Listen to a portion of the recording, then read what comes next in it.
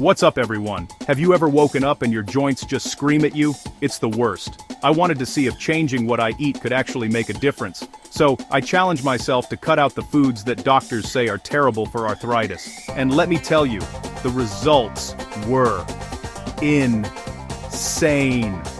From morning stiffness that ruins your day to feeling younger and more mobile than you have in years. I can't believe how much of a difference this made, and I'm going to share every single secret with you. Welcome. Today we'll cover 7 foods to stop eating if you have arthritis and healthy swaps you can start now. We're not just going to tell you what to avoid, I'm going to show you the exact swaps that I made that completely changed the game for me. We're going to make this super simple, super easy. A lot of this stuff tastes even better than the junk food I was eating before. We're going to turn your kitchen into a secret weapon against joint pain. This isn't some boring health lecture. This is a challenge. A challenge to take back control from your arthritis. I'm literally giving you the cheat codes to feel better. So, if you're ready to make a real change and finally get some relief, you're in the right place. And hey, if this helps, please like the video and subscribe for more health tips. We have so many more crazy experiments and challenges coming up that you won't want to miss. Let's get into it. Alright, first up on our hit list is something that is in everything. Added sugars, soda, candy, breakfast cereal, yogurt, pasta sauce. Before this challenge, I was probably consuming a mountain of sugar every single day. It's hidden everywhere, and it's one of the biggest enemies of your joints. Scientists have proven that when you eat a ton of sugar, your body releases inflammatory cytokines. Think of them like little troublemakers that run around your body and set fires in your joints. More sugar equals more fire, which equals more pain, swelling, and stiffness. I had to become a detective, reading every single label on everything I bought. It was a huge pain at first. I challenged myself to cut out all added sugars for 30 days. No more sugary drinks, no more desserts, no more processed foods that sneak it in. It was tough for the first few days, cravings, grumpy. But around day 4 or 5, something amazing happened. I woke up, and the usual morning stiffness in my hands and knees was less. The swap was easier than I thought. Instead of a candy bar, I grabbed a handful of berries, blueberries, strawberries, raspberries. Instead of soda, I drank sparkling water with lemon or lime. For coffee, instead of flavored syrups and sugar packets, I switched to a tiny drizzle of raw honey or pure maple syrup, half a teaspoon. You feel lighter, like a weight lifted off your body. By the end of the month, my cravings were gone, I had more energy, and my joint pain dropped dramatically. It felt like I de-aged my joints by 10 years. Giving up sugar was the first, most powerful step. You have to try this. Okay, challenge number 2. Getting rid of refined carbohydrates. This is the stuff that makes up most of the modern diet. White bread, white rice, pastries, pasta, and all those delicious-looking donuts and cookies. I used to love starting my day with a big bagel and having a huge plate of pasta for dinner. I thought I needed those carbs for energy, but I was using the wrong kind of fuel for my body. They digest super fast. Your blood sugar spikes hard. That spike is like an alarm bell, and it triggers massive inflammation. It's basically sugar in another package. For arthritis, a piece of white toast is like throwing gasoline on the fire of joint pain. I had to completely overhaul my pantry. I cleared out white bread, instant rice, sugary cereals, boxes of pasta. It was a carb graveyard. Swapped to whole versions, 100% whole wheat bread, whole grain bread. More fiber slows digestion and prevents spikes. Instead of sugary cornflakes, I started eating oatmeal, porridge, topped with berries. It kept me full and energized for hours. For meals, I swapped white rice for brown rice and for quinoa. Quinoa is a complete protein and super versatile. I batch cooked it for the week. I found pasta made from whole wheat, chickpeas, or lentils. Covered in a healthy sauce, you barely notice the texture. The effect was incredible. My joint pain improved and my energy was through the roof. I no longer had that mid-afternoon crash. My energy was stable all day long. It felt like switching from cheap fuel to a premium, long-burning source. Swapping carbs wasn't deprivation, but it was an upgrade. Alright, this next one was a huge challenge for me because I love convenience. We are talking about fried foods and fast foods, French fries, fried chicken, onion rings, pretty much anything you can get from a drive-through window. These foods are loaded with unhealthy fats. specifically trans fats, and saturated fats. These fats are like supervillains for your joints. They increase inflammatory markers like C-reactive protein. Doctors literally measure CRP to see how much inflammation is in your body. Every time you eat a bag of French fries, you are actively cranking up the inflammation dial. It's a direct cause and effect. More swelling, more pain, more damage over time. So the challenge was set. For 30 days, absolutely no fast food and no deep-fried foods. This meant I had to plan my meals more. I couldn't just swing through a drive-thru when I was busy or tired. I had to think ahead. It felt like extra work, but I found amazing hacks that made it easy and delicious. My new best friend became my air fryer. I could make fries out of sweet potatoes or regular potatoes with just a tiny spritz of olive oil, crispy and delicious. I made fried chicken by coating chicken breasts in whole wheat breadcrumbs and spices and air frying them. I completely switched my fats. Instead of vegetable oil or margarine, I used extra virgin olive oil for salads and light sautéing, avocado oil for higher heat cooking. These healthy fats actually have anti-inflammatory properties, so instead of causing inflammation, my cooking oil was helping to fight it. My joints felt more lubricated, the grinding and clicking started to lessen.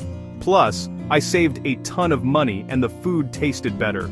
Ditching the deep fryer and the drive-thru was one of the best decisions I made. Chapter 4. Next on the chopping block, processed meats, hot dogs, sausages, bacon, deli meats, pepperoni. Basically, any meat that has been salted, cured, smoked, or chemicals added to preserve it. I used to love a bacon sandwich or grabbing a few slices of turkey for lunch. They're easy, and they're tasty, but they were sabotaging my joints. The problem is twofold. First, high levels of ages. They form when proteins or fats are cooked at high heat. Second, preservatives like nitrates and nitrites. These convert into compounds that fuel inflammation in joints. So I ditched processed meats. No more bacon for breakfast, no more deli meat sandwiches for lunch, no more pepperoni on pizza. I had to get creative with protein, explore lean, fresh protein. Breakfast swap, eggs, Greek yogurt. Sandwich swap, cook a whole chicken breast, shred it, and use that for my sandwiches and salads. Fish, salmon, cod, tilapia. Plant proteins, lentils, beans, chilies and curries. Over a month the aches started melting away. I felt cleaner and calmer, trading processed meats for fresh protein, huge win for my joints. Chapter 5. This one might sound confusing, but I challenged myself to eat less red meat. Beef, pork, lamb. A good steak or a juicy burger used to be a regular part of my diet. Red meat gives protein and iron, but it also brings high levels of saturated fat. Saturated fat can irritate joints with arthritis and trigger inflammation in adipose tissue, adding to your body's inflammatory load. I didn't ban red meat forever, I just drastically reduced it. For 30 days, I limited red meat to once a week. Then I found the superstar, omega-3 fatty acids. Omega-3s are the good fats, powerful anti-inflammatories. My top swap, red meat, fatty fish. I started eating salmon, mackerel, herring, sardines, 2 to 3 times a week. These fish are packed with omega-3s, which act like natural anti-inflammatory meds. They basically tell your body to cool the inflammatory response. Grilling salmon with lemon and herbs became my fast favorite. I also added plant sources. I mixed flax seeds and chia seeds into oatmeal and smoothies. I snacked on walnuts instead of chips. Small additions added up, like a little army of firefighters patrolling my joints. The results were astounding. This was the biggest shift in the challenge. Cutting saturated fat and boosting omega-3s was the 1-2 punch my joints needed. My knuckle swelling went down. I could make a tight, pain-free fist. Not about eliminating fat, aber bei den Spinenstum, that Skynenstan, at a Jover Bolladerdum, abor batsom wordum, at a both prawn sprawn and swapping bad fat for super good fat. Chapter 6. Okay, let's talk about something that's just as sneaky as sugar. Sodium. Salt. It's in almost every packaged and processed food you can buy. Canned soups, frozen dinners, chips, crackers, salad dressings. Most of us are eating way too much salt. For people with arthritis, that can be a recipe for disaster. More swelling and pain. Why is excess sodium so bad? When you consume too much salt, your body retains water to dilute it. Think about feeling bloated after a salty meal. Now, imagine that bloating in the delicate tissues around your joints. That extra fluid retention increases swelling and stiffness, putting more pressure on sensitive joints. For this challenge, I became hyper-aware of sodium. The goal: ditch highly processed, high-sodium packaged foods. No more canned soups unless labeled low sodium. No more frozen pizzas. No more mindless salty snacks, pretzels, potato chips. It was time to take control by cooking from scratch. Biggest secret to success: when you cook at home, you control the salt. I started making my own soups, sauces, salad dressings. Instead of salt, I used herbs and spices: garlic powder, onion powder, paprika, turmeric, ginger, fresh basil, and cilantro. I compared brands and chose the lowest sodium, looked for low sodium, reduced sodium, or no salt added. I also drank plenty of water to flush excess sodium. The results were obvious. Puffiness in my fingers and ankles went down. My rings fit better, joints looked less swollen and angry. Reducing sodium is a simple, powerful way to reduce swelling and give your joints a break. Chapter 7. Alright, the final challenge, and for some people, this might be the toughest one: alcohol. A glass of wine with dinner, a beer with friends. But when you have arthritis, alcohol can be a double-edged sword. Not only can it contribute to inflammation, but it can also have dangerous interactions with the medications you might be taking to manage your condition. Let's break it down. First, your liver has to work hard to process alcohol, creating byproducts that trigger inflammation. If you're already dealing with chronic inflammation, adding alcohol is like asking a firefighter to put out a house fire while someone else is squirting lighter fluid on it. Second, alcohol can interfere with arthritis medications. Non-steroidal anti-inflammatory drugs such as ibuprofen, more powerful drugs like methotrexate, these can have serious side effects when mixed with alcohol, including stomach bleeding and liver damage. It's a risk not worth taking. Your health has to come first. So for the final 30-day challenge, I gave up all alcohol. No beer, no wine, no cocktails. At social gatherings, I found new go-to drinks: sparkling water with a squeeze of fresh lime and muddled mint. I got into herbal teas: peppermint, chamomile before bed, ginger and turmeric tea.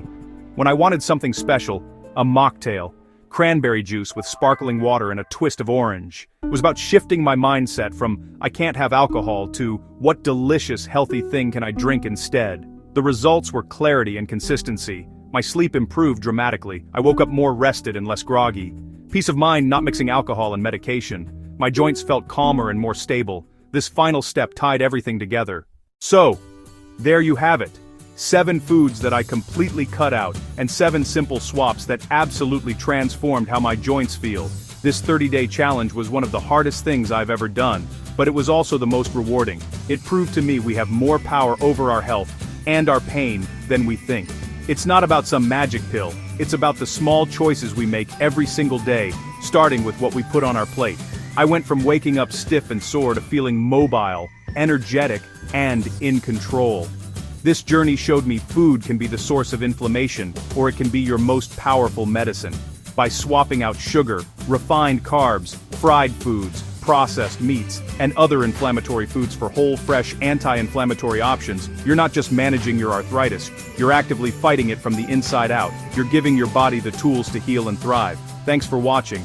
I hope these swaps help your joints. Remember, you don't have to do everything at once. Pick one challenge, just one.